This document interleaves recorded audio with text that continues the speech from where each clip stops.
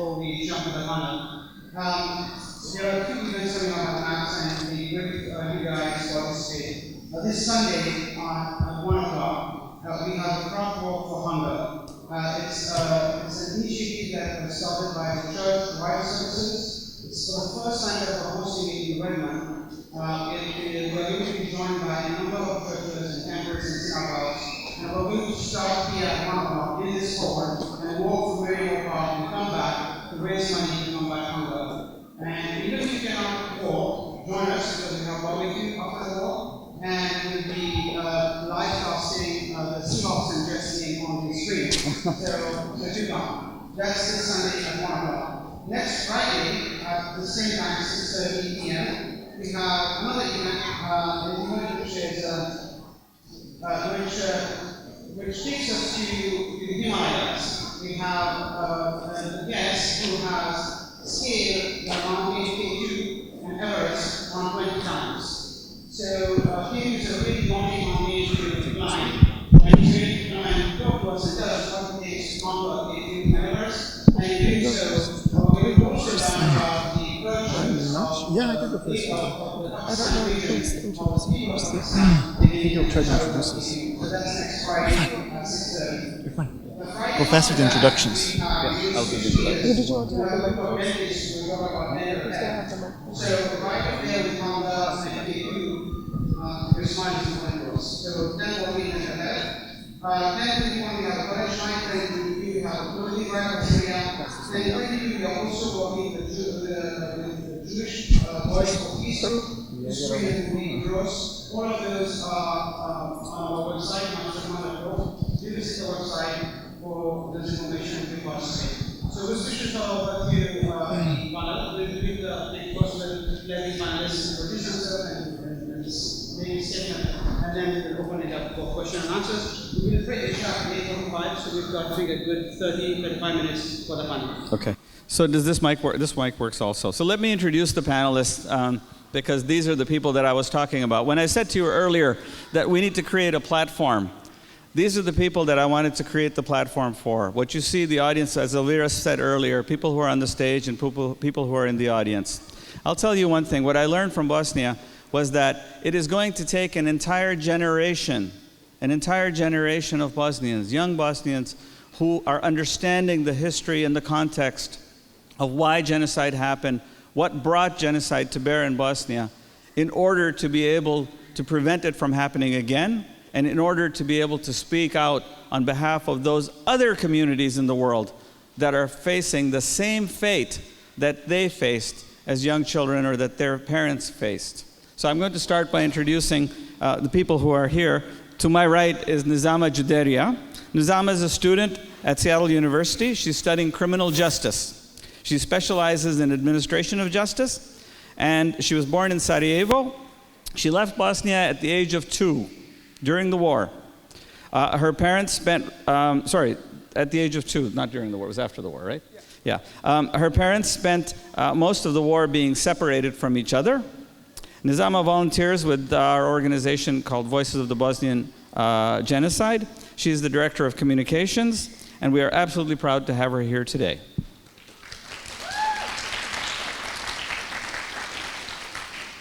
Sitting next to Nizama is Mirza Velagic. Mirza is the president of VOBG. He is from the town of Banja Luka. He and his family were forcefully expelled from their family home when Mirza was only 5 years old. Mirza is a graduate of the University of Washington. He majored in biochemistry.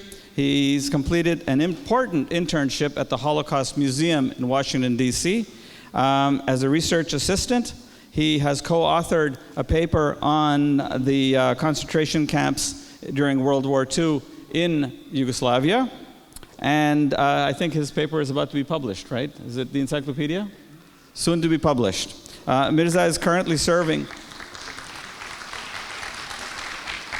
as the president of the VOBG, and he leads this young group of Bosnians that I've been talking about. Sitting next to Mirza is probably one of my favorite people on the planet. Her name is Admira Sejfić. And I'm going to tell you why.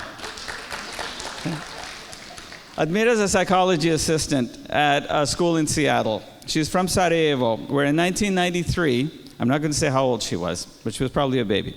1993, she was struck by shrapnel. This is the metal pieces that come off of a mortar or a shell when it hits something and explodes. A small piece lodged itself in her brain, and it burned out a few millimeters of a very important part of her brain.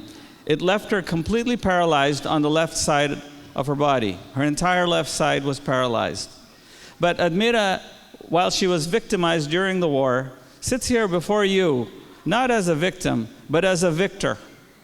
Not as a survivor, but somebody who has overcome all of the difficulties that were placed in front of her. Admira has a beautiful daughter, a wonderful career, and she is an activist like none other that I've ever met. So please welcome Admira.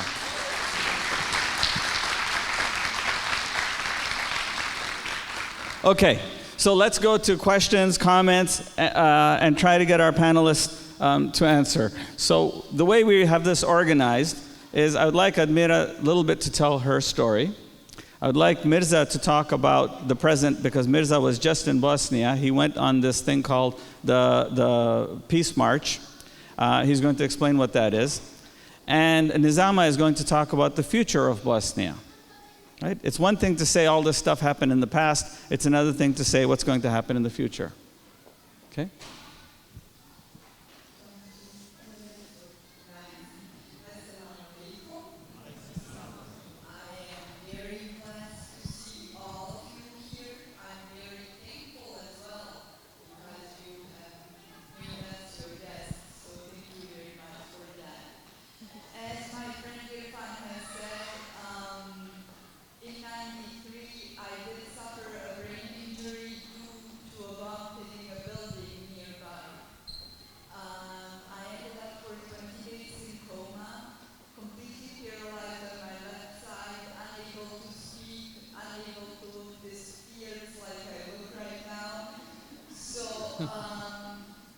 Basically, I've been a step away from death. However, through the power of Allah and His grace, He has given me a second chance, I believe. I received the very best work, healthcare anybody could have at the time.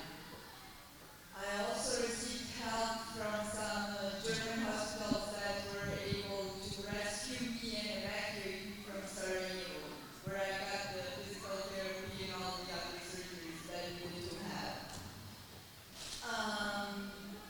In regards to my injury, I have recovered fairly well. I am a psychology assistant. I have a daughter. I am very passionate about Bosnian children and their education and learning their history. And therefore, I am a member trustee board of VOBG. Thank you. Thank you, Admira.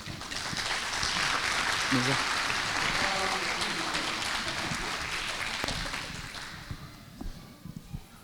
Hello? Okay. Good evening. Salam alaikum. Shalom.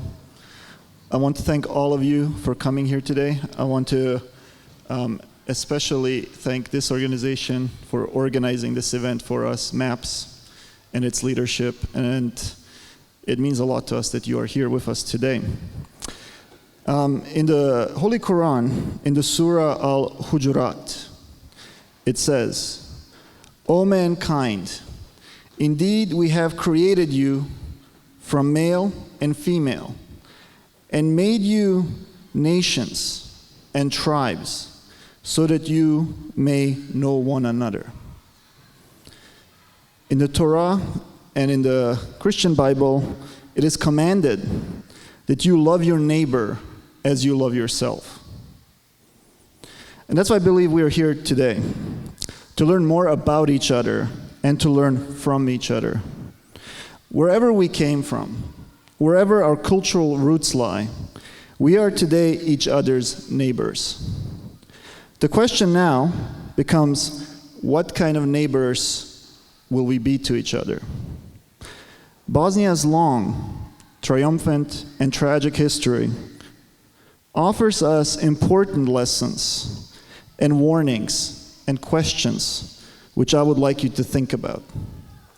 As Irfan mentioned, I was in Bosnia and Herzegovina in July, and I took part in a program in which students and others from all around the world spent 10 days in Bosnia, talking to survivors, to experts, going to the morgues, going to the International Commission for Missing Persons Centers, where the victims are being identified. And the experience really culminated in the Peace March, which is a 3-day-long, 90-kilometer trek through eastern Bosnia, which retraces the steps that the survivors of the Srebrenica genocide had to take to escape, but in the opposite direction. Their march was called the March of Death, because, as Irfan mentioned, among the roughly 8,000 people who were killed in the Srebrenica genocide, more than half died on the trek of death. But the survivors started going in the reverse direction, bringing with them a message of peace and reconciliation. It was an honor and a privilege to be part of that march, and it was a very tough march. It was hot and a very grueling experience, but I'm blessed to have been part of it. And really what it enabled me to do is to see the state of Bosnia today, especially eastern Bosnia. Maybe we have images of deserted cities, ruins, mass graves, but that's not exactly what I witnessed. Yes, there were mass graves. Today they were previously excavated, and you didn't see any bones, but we saw markings, all the mass graves along this long trek. But also what we saw was communities coming back, survivors and their descendants who are returning to their former homes, who are building new homes. And to me, that gave me inspiration. But as many of you may know, Bosnia's political situation and economic situation is troubled. It is far from settled. And the future of these returnees and their descendants is still a big question mark that we have to address. So thank you again for coming here, and I look forward to your questions.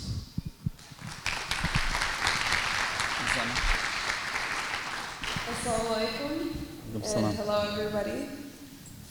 Growing up, I always felt different in terms of my interests compared to maybe other youth around me, because I found myself constantly watching videos and reading books about what occurred in Bosnia. And growing up, I never knew what I wanted to do. I know I wanted to instill social justice into the world, but because of how unique Bosnia's situation was and how it played out, and the fact that genocide can happen in a country, and just with the political schemes that are made, anybody can get away with it. And throughout this, I wanted to, within joining the OBG, create a way where we can make reparations within our diaspora in BiH, our youth. So when I say this, I don't mean that we all need to work in law. That doesn't mean we all need to study political science. It means that within the careers that we're passionate about, we are somehow able to instill giving back. And for me, that was giving back to my country, because I see so many social, political, and economic issues within it. So we have the international courts set up where these war criminals are put up for trial. As many of you know, Radovan Karadzic was just recently had his deposition served, and many would say nothing was served. No justice was seeked. And because of that, the first step of creating that is instilling awareness. And when we can instill awareness, such as Irfan did throughout the history, we can do that for the future. Once our youth is aware of what happened in our country and how severe it was, is that we're not just going to make a reactive step by saying, this isn't fair, I don't like the fact that this happened, well, we can't do anything about it now, they're the political bigwigs, what are we going to do? We need to be proactive about these situations. We need to show that within our actions and within spreading awareness, we can create proactive changes that will instill ethics and will instill morality into a country that at a certain point didn't feel that it would ever get it back again. So the fact that these prosecutions are so stagnated, I want to share with you and provide with you questions about what can we do for our future? What is a way that we can consensually do this where it ethically comes out the fact that Bosnia can rise up from the genocide and from the war and from the oppression, that the fact that these individuals that killed our mothers and fathers, put our parents and our grandparents and our cousins and our siblings in concentration camps, raped our mothers and daughters, that they can admit to this genocide. Because we all know the first step to facing anything is admitting it. And once that is admitted, where can we go from there? How can we make sure that this can never happen again? And through that, with awareness, we can move on. And with those projects, I hope, within many different fields and many different forms of knowledge, that we can seek a bright future, because at the end of the day, we know that Bosnians were prosecuted because we were Muslims. And we know Muslims, as Jews are today, oppressed. And within that oppression, there's the deniance of wanting to help, the denial of wanting to take that next step. So within that, I want you all to kind of think about what can we do for the next step to where we do things the right way, and we do things, most importantly, that prevent it from happening again. Thank you. Oh, wonderful. Okay, so let's have a discussion. We've got some time. I see my dear friend that I've known for, I don't want to say how many years, Aziz Juneja. Can you come on up and we'll give you the microphone? So my question is, I'm fortunate that I have a son-in-law who's from Bosnia, so I get to hear a lot about Bosnia. He knows Mirza very well. Mirza, the question is for you. So back in 1990, here in Seattle was very active in putting together demonstrations, raising money for Bosnia, all the factors that really felt that we were contributing. One of the biggest communities that came out to embrace us was the Jewish community. They came and found us, we didn't come to find them. They invited us to their synagogues, the Jewish Federation had lots of meetings, invited us, didn't want any media attention, but wanted to help us. What do you see are the mileposts that we can engage the Jewish community now to ensure that this genocide is never forgotten, and that we can build a relationship that will benefit us and them? That is,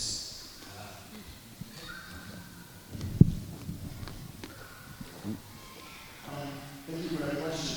Very important question. My family and I didn't arrive in Seattle until 1998, but from everything that I've heard from Irfan, from other families who were here during the genocide, the Jewish community was truly one of the biggest and best friends that our arriving refugees had in this community. This was true on a national level. Jewish community and the late Al and others truly stood up for Bosnia during the genocide, advocated intervention, and said, hey, we're seeing it again. We're seeing genocide in Europe again, and that's unacceptable. And so for that, we are very grateful to the community. And for your question, what can we do going forward? I think it's important that we talk, that we interact, because every relationship depends on communication.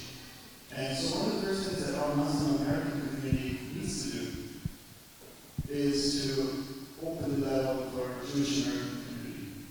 So as I said, we're each other's neighbors, we're not far away.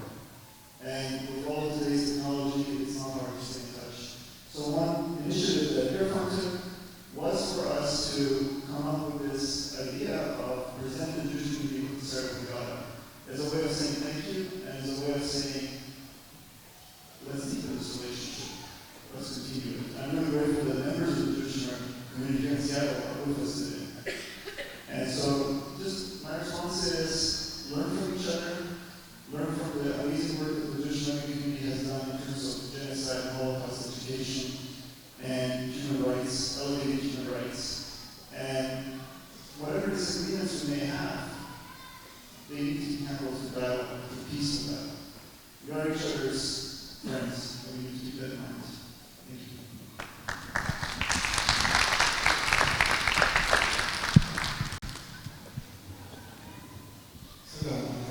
Walaikum salam.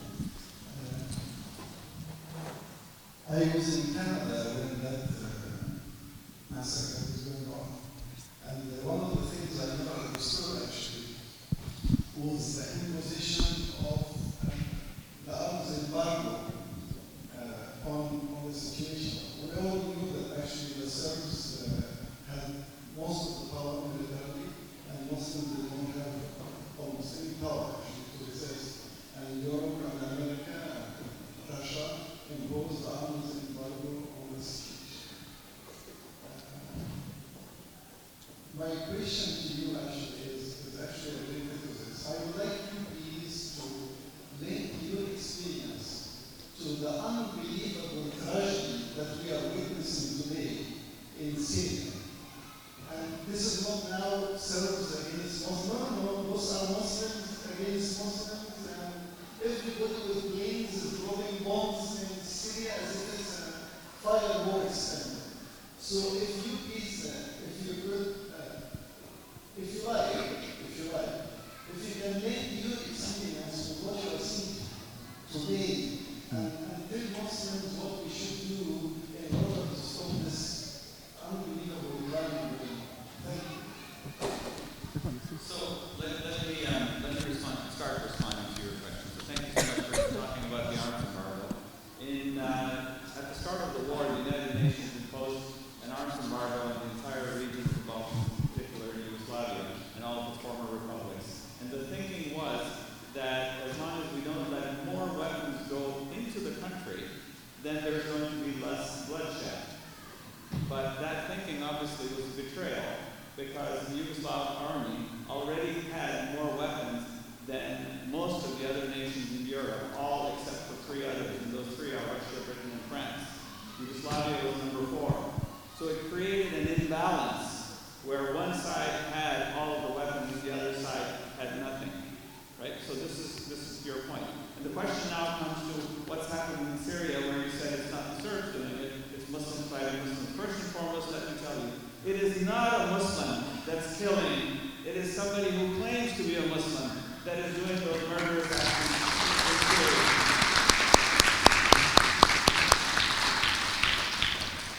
I can tell you that unequivocally. In Islam, it is not permitted to kill unless you do so in self-defense.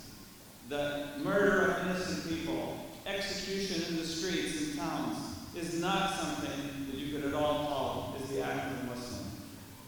Right? So let's start by that basis. Now, what happened in Bosnia is that the international community took a role, a position, where they said, we are going to observe. The maps you see, these are maps made by military observers. The observers watched massacres happening, and all they could do was report them. In Rwanda, if you read the story of Captain Dallaire Romeo, same thing. He wrote about the massacre and the genocide, and all the United Nations could do was watch. So the world is actually bystanders to this genocide that's being committed wherever it is, whether it's in Cambodia, whether it's in Bosnia, whether it's Rwanda, whether it's in Syria. And what Nizama was talking about earlier is that that culture, that habit that we have in our international communities has to change. We can no longer be observers. We cannot stand by and watch what's happening in Syria. Yet, who is doing something about it? Where is the international mandate to go do something? The mandate from the United Nations is to observe, to maintain, to make sure that things don't get worse. I don't know that there is a worse crime on the planet than the crime of genocide, the biological extermination of the diversity of the human species on this planet.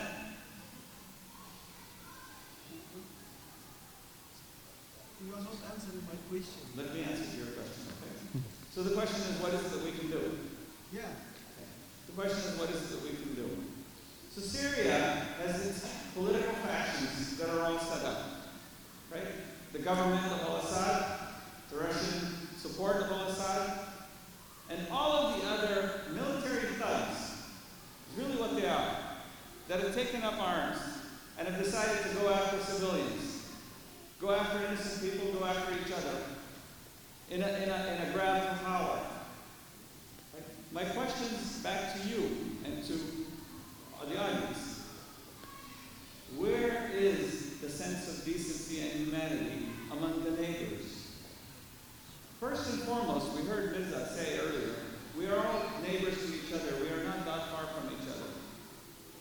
If you see your neighbor's house burning on fire, what will you do? I will take a hose. I will take my garden hose and help him. I will call 911 for him. So first and foremost, it's the obligation of the neighbors. And then it becomes from that the obligation of those that are farther and farther and farther away. We always talk about America going and playing a stronger role in the Middle East. How much more do you want American presence in the Middle East? America chooses to be an isolationist. In many cases, we say we don't want to have much to do with it, and yet we're constantly there. Do we want to go and police? Do I want my son to go to Syria to police the Syrians? Right? These are very, very difficult questions to ask. And they cannot be changed. I can tell you this. For all of my life that I can remember, I've heard this narrative about the Middle East, about places where there's strife going on, and the narrative has not changed. Because we have not culturally embraced the ideas that are needed to ensure that genocide no longer happens. Did we call Syria a genocide? Has anybody recognized that? Yeah. The State Department did. And in spite of that, what has changed? Political rhetoric? More fuel on the fire from the neighbors? Okay. And yet innocent people. Refugees caught everybody's attention. Right? We saw the little 4-year-old boy wash up on the shores. Everybody was saddened by that. All of Europe said we have to do something. Well, let's just take many more refugees. You didn't address the core of what was happening, the root cause of the problem, the murders that were taking place. So what happens in the world is that there is a balance, a system of law and order that civilized human beings established. When that balance is lost, when it's no longer there, then barbarism takes over.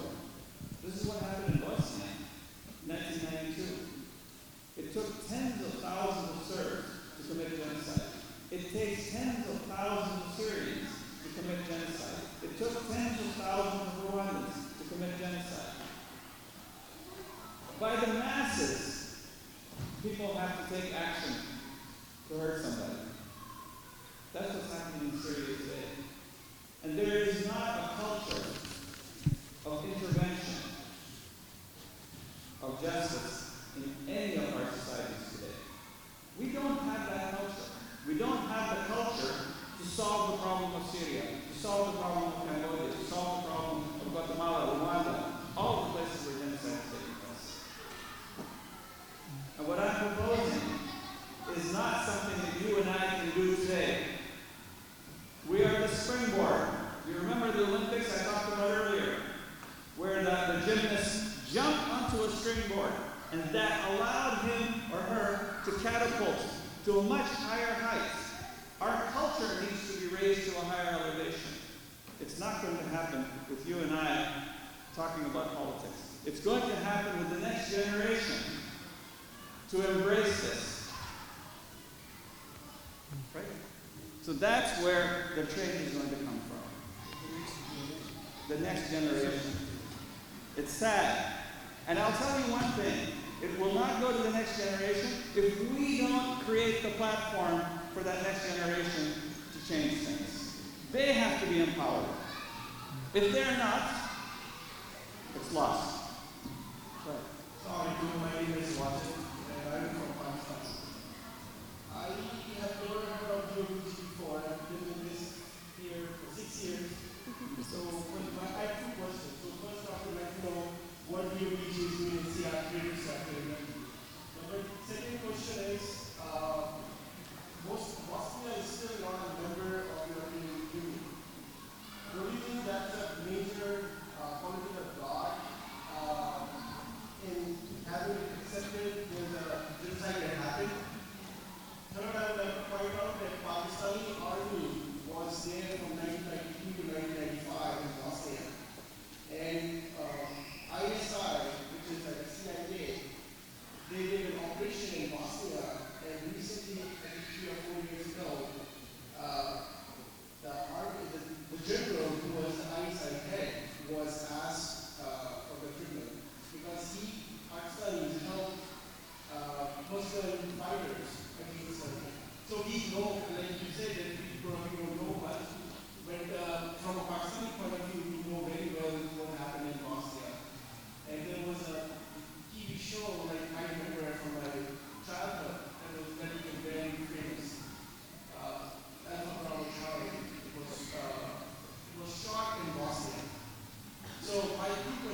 European Union and over to what you guys are doing here to put these awareness. Thank you.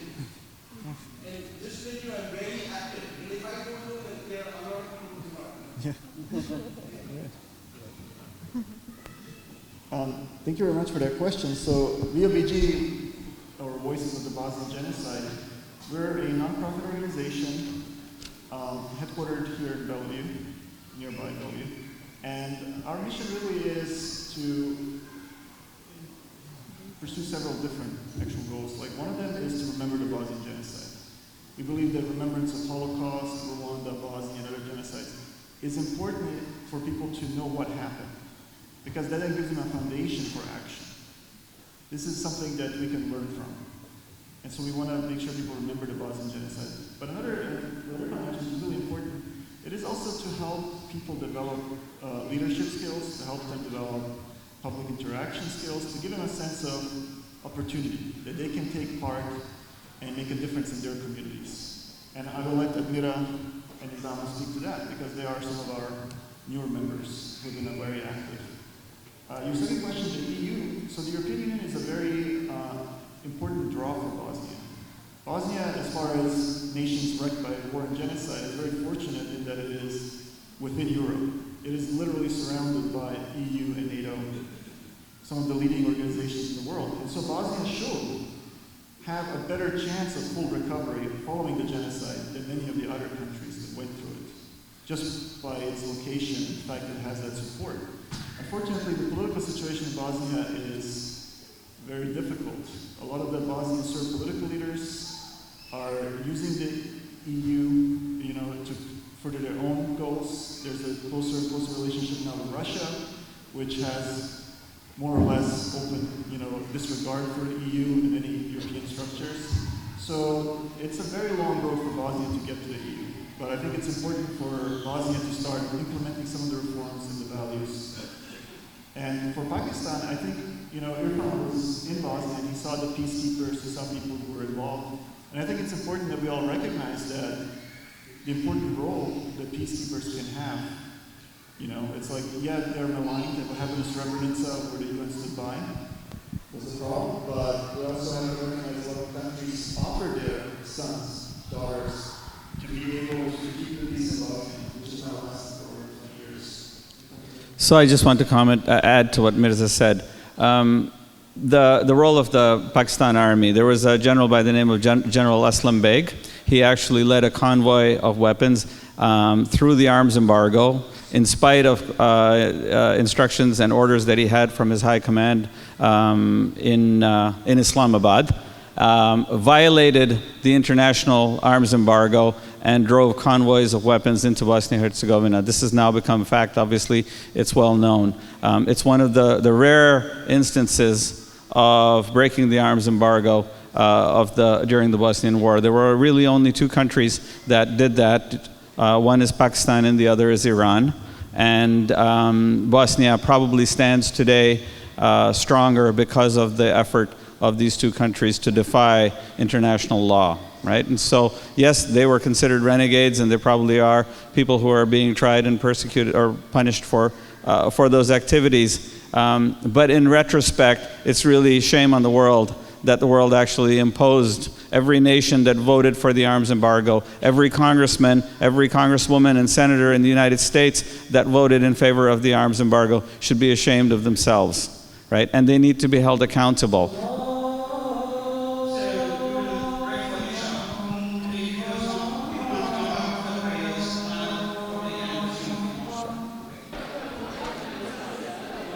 All right, who's got a question? I can do that. You can use Okay. this one. Okay, so let's come back together. 10 to 15 minutes, we're closing. Yeah, And then we can we'll. If I can get your attention, please. Thank you. So we'll continue this for about 10 or 15 minutes, and then we'll bring closure. And if anybody still wants to stay and talk, you're welcome to come up and have a conversation with us.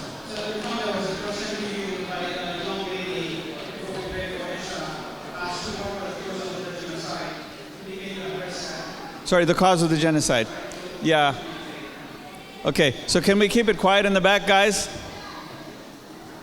let's try to bring some quiet, okay? This is a very, very echoey room. So somebody asked, they said, look, what was the cause of the genocide and what came to it? So in 1991, the Yugoslavian Republic started to secede. Okay? The secession means that they tried to separate from Yugoslavia. And what was happening at that time was that the powers in Belgrade, the capital of Yugoslavia, were losing their grip because for nearly half a century they had ruled over Bosnia and had exploited its natural resources and its people. And now these people in Croatia, Bosnia, and Montenegro were slipping away from Yugoslavia. In Serbia, there is this notion called Velika Serbia, Greater Serbia. Greater Serbia is a dream, it's a myth that the Serbs have had of creating a nation for themselves where they occupy all of the neighboring lands. Right? So that dream is what led to the genocide in Bosnia. In 1894, the deputy minister of Serbia wrote a paper where he said that it was okay for the Serbs to take over the lands of their neighbors. He described Bosnia as deviant Serbs. And what that meant was that the Serbs could take over their land to kill them and would be no harm. Right? So through that, this mentality among thousands of Serbs spread that it was okay to do this. Right? Around Sarajevo alone, there were at least 15,000 soldiers. There had to be. The city is so big, it cannot be blockaded, hermetically sealed, as it was, without having tens of thousands of soldiers. Those soldiers, for every kilometer that they drove to get to Sarajevo, they had a choice to make. Their choice was to go or not to go. They chose to go. There was something that was driving them to believe that this is the right thing to do. This is okay to do. When they started shelling Sarajevo, there was a day in Sarajevo where 3,777 shells fell in the city in one day. I can tell you today, there are only 3 powers in all of Europe that have the military might to drop that many bombs in a single day. There are only 3. Russia, Britain, and France. If Belgium, Holland, and take any 2 other countries, including Italy, wanted to do that, they don't have the military capacity to do it. So all of the decisions were made very consciously. People didn't accidentally commit genocide. They didn't accidentally blockade the country. It was deliberate. It was intentional, it was planned, and it was carefully executed. Now I want to tell you something that probably some of you are going to feel very uncomfortable with. Okay? The Holocaust was the archetype of genocides. It is where genocide was defined. The Nazis created a model that allowed tens of thousands of other Germans, other Nazis, to commit horrible acts. What the Serbs did is they learned from it. And if the Holocaust is the archetype, the Bosnian genocide is the future type. And by future type, what we mean is that the Serbs went back into history and they learned what the Nazis did. And they took care not to make the same mistakes themselves. They saw that the Nazis were tried in Nuremberg for war crimes because of written orders. So what did the Serbs do? They gave verbal orders, not written down. As it turned out, the Bosnians recorded those conversations. They appear in the International Criminal Tribunal as evidence. The future of genocide will be that they will not use electronics to give verbal orders. They will encrypt it. They will start using signaling to make sure that they don't get prosecuted again. So you see the mind of the genocide criminal? So the ICTY said in Yugoslavia there was this notion of a joint criminal enterprise. Leaders who got together and decided that they were going to commit crimes, horrible crimes against humanity, and they were jointly participating in that activity. Right? This notion of a joint criminal enterprise was developed out of the Nazis, and it was recreated in Bosnia. So when we think about the genocide, a lot led to it. It wasn't just the fact that Bosnia seceded from Yugoslavia. The Serbs were ready. They had prepared for years before that to go to war. The political situation was ready. Europe was stuck. Europe was trying to create the European Union. They were meeting in Maastricht just when the Bosnian War started. The world wasn't watching. Same thing happened in Syria, to your point. The world wasn't watching. We're looking somewhere else. If we are watching it, we're watching it on television like we did in 1992. Right?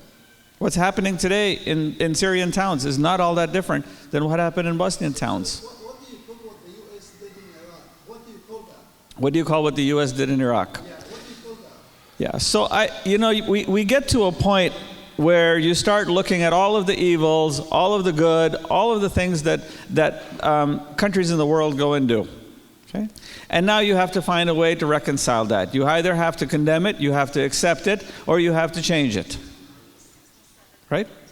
And as I said to you earlier, the culture that we have in the world today, the culture of the world, is one of self-preservation. It's not one of helping somebody. What do you call what the U.S. did in Iraq? That's my question. What do I call what the U.S. did in Iraq? Yeah, so let me just address. There's a couple of issues that I think we need to make sure that we clarify here. This panel that's up here, right? If you want to judge us, right? Yeah. If you want to judge us on where we stand, I can tell you very clearly where we stand. These people are the children of victims of genocide. It's as clear as that. Okay? Do they have an understanding of international politics, perhaps that you do or perhaps that I do? I can tell you they don't. Okay? I can also tell you you probably don't yourself. Probably don't have a full understanding of what's happening in the world yourself. Right. So what I'm saying is, let's not tie ourselves down in conversation that's going to go around in circles. Right? Because it's not going to get us anywhere. Okay? I'll take one question from over there. Walaikum Assalam. My question to you is about Bosnia, and my question is how the war and how all the genocide and all what the Bosnians had to go through, how did that affect Bosnian people? Did it make them kind of protocol and also stay away from Islam, or brought them closer to Islam? How do we see the Bosnian society?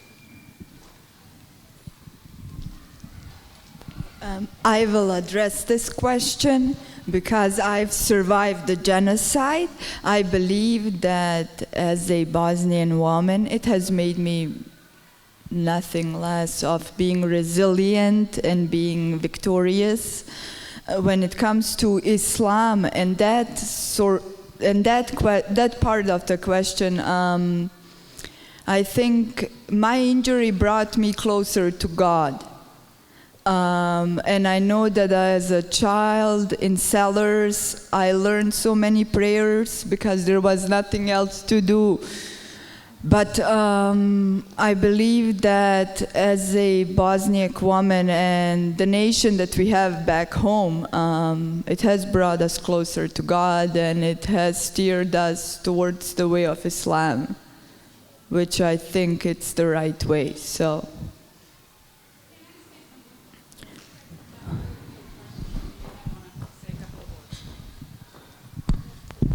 Okay, first of all, I know her pain because I experienced the same thing. I was 18 when I left Bosnia. But I want to focus on your question for one reason. There's two types of Bosnians right now that can say, yeah, we threw in the towel. They kicked us out of the country. We're not going back. We survived something that, nobody did. And then you have second, which this just makes us stronger. This was the experience that I took to my heart and said, I'm never going to go through this again. Like Irfan said, we ended up in Seattle. That was just pure luck. But what I took from everything that I survived is, first of all, you have to forgive to keep going. If you don't forgive, but don't forget, but you have to forgive what happened and move on. Otherwise, you're going to live in the world when you're just going to be miserable. And I want to answer his questions. What do we think about Iraq? What do we think? What can we think about something that we haven't experienced? I think what's happening in the world right now, it's very inhumane. People are doing stuff that never happened before, or maybe did, but we didn't have evidence of it. But until we, as a human race, decide that's what's happening somewhere else and stand up, it's going to be happening over and over and over again. So we, as human beings, everywhere, have to get up and say, enough is enough. So I hope I answered your question. Thank you. Sorry, before we take the next question, Nizama just would like to speak a little bit. I just want to give her the microphone.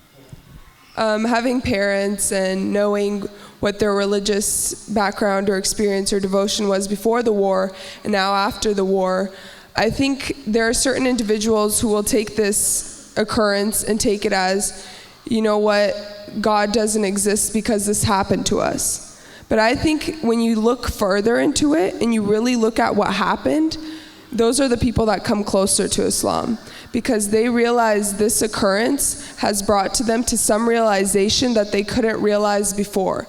Because Bosnia is so diverse within its religions, many times certain things such as headdress wasn't as practiced as it is in other countries. And when this thing happened, I think it realized you are being victimized because you are Muslim. You are being oppressed because you are Muslim. And that is a reason you should become closer to it, become stronger to it, understand it better. Because in the end, that is the only way you can defend yourself. Because you know where you're coming from, you know your identity and your background, and you know why you chose to follow that religion at the end of the day. So I think from a wider population and the amount of mosques that were created and the amount of people that are practicing even more after the war, it has taught such an important lesson about the value of life and the purpose of life when you're in a situation where all hope is lost, where you have literally no resources left, that you have to turn to something greater and larger than you in order to help you. So yeah. Good. Wow, thank you. Okay. We have one question back there, and then we'll come to you, brother, okay? Islam. I think one of the best things we can learn from those experiences is trying to identify what's happening right now in the world. So can the panel talk about what's happening in Redmond, which is being called a slow genocide?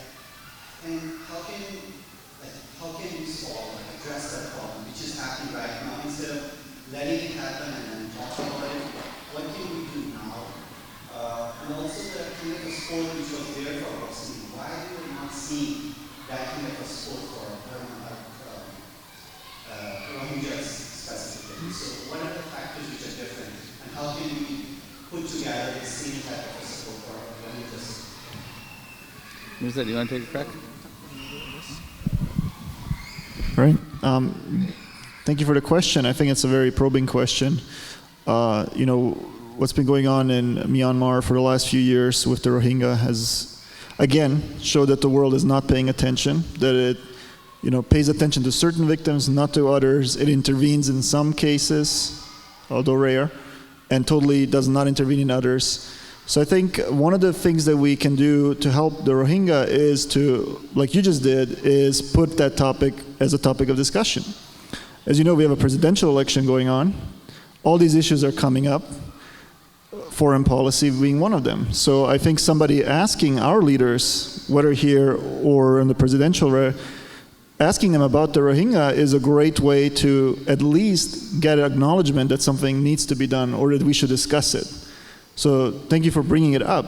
And if you had other people bringing it up in different forums, the issue will definitely at least get discussed. But the other part is it comes down to political power and organization. Until people get organized in some ways, influence their elected leaders, spread knowledge about these events, little is going to be done. So I think one thing that we can do is to raise awareness of what's going on in Myanmar, and also to call our leaders to action for it. But another thing, and I think what's important also to realize is, just because the politicians aren't acting doesn't mean that nobody's acting. There are humanitarian organizations who are helping those people. There are, Human Rights Watch, other organizations who are raising the alarm. So I think we also need to go through that route. Donate, held a fundraiser of some kind, contribute to their research if you can. So there's many ways that you can be active and make a difference. And I hope that people do. So I still see a lot of hands being raised. It's almost 9:30, it's been 3 hours since we've been talking. And by the time I will be here, I think for all of you who have questions, I think let's close the program so those who are sitting online and leave. And then, I'm going to give some more time to guys can come forward and ask the questions individually. So with that, let me also come to just make a final concluding remarks, and then Iman will conclude as well. And then you guys will stay on stage and can answer the questions. Yeah, sure. So let me just say one thing about our website. You can go to it. It's www.vobg.org. You can also find us on Facebook. Just look for VOBG Seattle, and you'll see all of the activism that we have. Sorry, did you want to say something? Okay. Just introduce Sabina. She's my wife. So this question we have to take. So, wife who has helped him to put the stage. Artistic part, women have artistic part, brothers use it, okay? So what I want is to actually tell my Muslim community here is that we have our president here, Elvira Vojniković, and for the future, I want to see Jamaats bring collaboration between different ethnicities that we have, different mosques, where we enable students and other activities like this. So for me, I very much in corporate world think about influencing, think about collaboration, think about how to network. I want that to be our basis for the future, because if we don't provide that, we will not see the change in the future. Another thing that I want to know, we are here, we are in the United States, we have to care for this nation. Wherever we come from, whatever race we have, this is our nation now, and we need to build that nation. We need to enable our young people to actually fight for human rights, to fight against racism. Islam teaches us that that's not acceptable, so therefore we can do that. And with that power, we can influence other countries. So that's all. So now you can see who has the brains in the family. So thank you for that, Sabina. And I want to close by telling you this. What I'm hoping that we were able to do today is to show you a prototype. Prototype means a model that we've created. And it's a very simple model. It's a model of having a few people who are mentoring young people and giving them some guidance, giving them some North Star, giving them some opportunities, some facilities, to say to them, you are empowered, you are enabled to make the right choices on behalf of humanity. What we've seen is generation after generation of people who are trying to do good have only limited amount of effectiveness. Whether it's the case of Iraq, whether it's the case of Syria, whether it's Bosnia, whether it's Rwanda, whether it's Myanmar, it doesn't really matter. At the end of the day, the patterns of the crimes that are committed in these places are almost always the same. And the pattern at a high level is one of the world being in an isolationist mode, not wanting to interact, not wanting to collaborate, not wanting to help, and allowing the gaps that exist in these nations especially in emerging nations. Bosnia was emerging. 24 years ago, we heard that boy say, Bosnia was being formed. Right? And what we found, to answer your question about what made the difference in Bosnia and what will make the difference in the future, I want to ask you this. Where are your children? Let's just stop and start there. They should all be politically active. They should all be socially aware. And I'm not saying they're not. If they are, I applaud you. If they are not, then this is your calling. It's my calling. It's our calling. It's to say that it is that generation that we need to teach them. We need to teach them the difference between right and wrong. And then we need to empower them so that they can have the influence in politics, in media, in social activism, in all of the places where they need to be active in order to make a cultural change. And the cultural change will not happen with one person, with one idea. I can guarantee that. I've seen it all of my life, and I haven't seen it work. It will only happen through a process of evolution, not of revolution. Okay? So that's what this is. What we are trying to propose to you is here is a model of young people who are empowering. We ask you to help in their empowerment. We ask you to join in their empowerment. And we ask you to empower your children in the same way. We believe that if this model is recreated in hundreds of places, the world becomes a better place with the next generation. Thank you so much.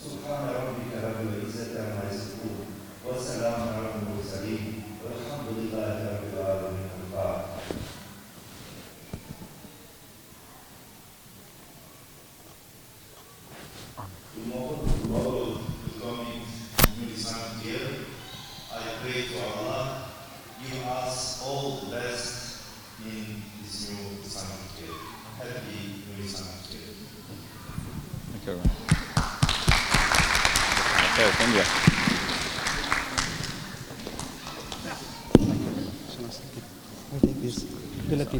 Yeah, yeah.